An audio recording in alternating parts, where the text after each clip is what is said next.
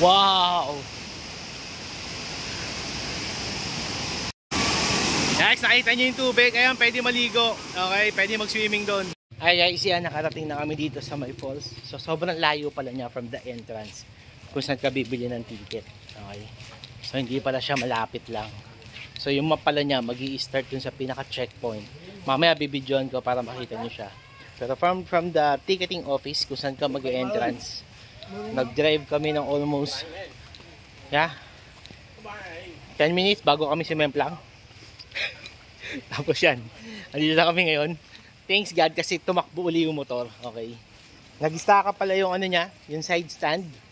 Kaya ayaw niyang tumakbo. Pero ang question kasi, bakit bigla siyang mi-stop? So, pag uwi namin ng CM Reflator, magkakapalit ako ng motor. Kakausapin ko yung may-ari for change motorcycle for safety.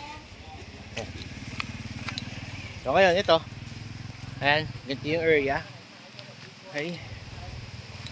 Eto na, may mga cottages na dito. I think dito na mismo yung pinaka falls. So maliligo kami yon. So ito na yung suot namin. Okay, nagkabaligtad na kasi nga nadumihan na kami, naputikan kami ngayon. So yan. So far wala naman kami sugat. Okay, thanks God. Eto si Kuya. Siya yung nag-assist sa amin yung naka-red. So talagang ginaid niya kami hanggang dito. Marunong siya mag-English. Hindi lahat dito marunong mag-English, okay? So yan. Nakita niyo yung wife ko, puro siya putik. Kasi nga sumemplang kami. Sana na-record niya sa video yung pag-semplang namin. Kasi nag-record siya nung time na yun. Basta out of nowhere, bigla nag-stop, gumana yung ABS.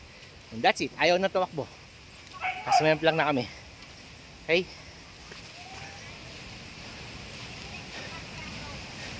Ayan, update ko kayo sa itsura. So guys, ito yung pinaka-tuktok ng waterfalls. Ang lakas oh. Pero hindi pwede maligo dito, picture lang, okay? Tapos bababa tayo, dun daw yung babaan, bababa tayo doon for 30 meters, something, okay? Tapos doon na pwede maligo, doon na yung pinakamalaking waterfalls nila. So right now, ito yung pinakasimula, okay? Manis yung tubig.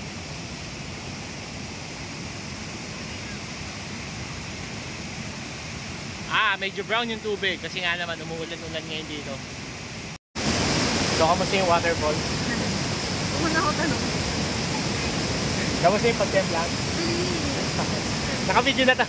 Yan guys, nandito kami ngayon sa waterfall. So, sa may Kulan Mountain. Bababa kami para makita namin yung pinakamalaking waterfall. Diba tayo?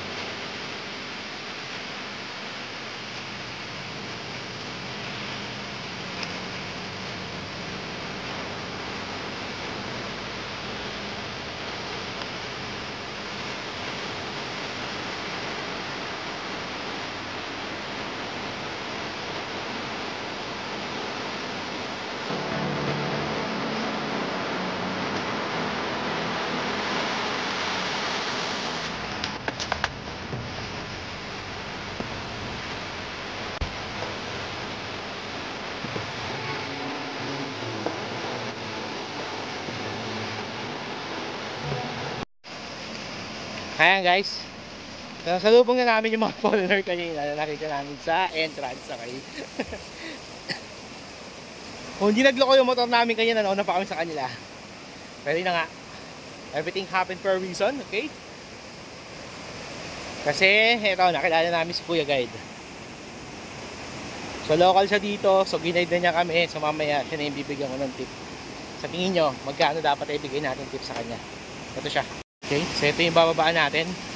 May hagdan na siya. Ginawa nila ng hagdan na bakal, okay. May kapitan na rin. Ang lakas ng tubig guys, sobra. Doon ako narinig nyo siya. Siya si Kuya, yung local dito. na kung saan yun, nasista niya kami. Kami galing sa pinakataas. Okay.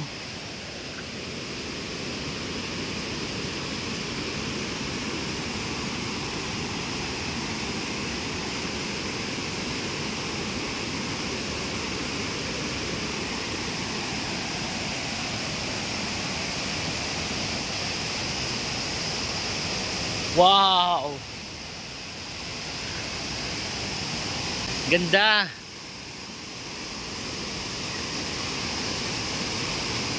Sulit!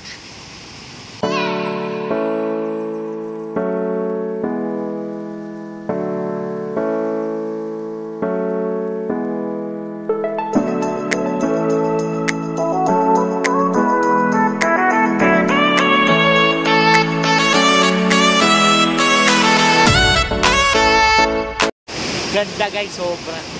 Sulit yung pagod, sulit din yung biyahe, okay? Hindi kami nag-look. Kaya sabi ko mag-DIY naman tayo, tsaka yun yan, nakapagrenta kami ng motorcycle without password, without $100, $200 deposit, okay? So yan, 1,000 lang yung entrance dito per head. Isa pa lang to, maraming pupuntahan dito. Guys, nakita nyo yung tubig, ayan, pwede maligo, okay? Pwede mag-swimming doon. Ganda, sobra. Panalo. Guys, kung medyo laki yung gamit, no need to worry kasi meron sila ditong ganyan, box. So, may susi siya, that is $1 per box. Okay? So, ayos siya. Ayan, pwede mong iwan yung mga gamit. Okay, maglalaba ako kasi sumemplang kami kanina, no?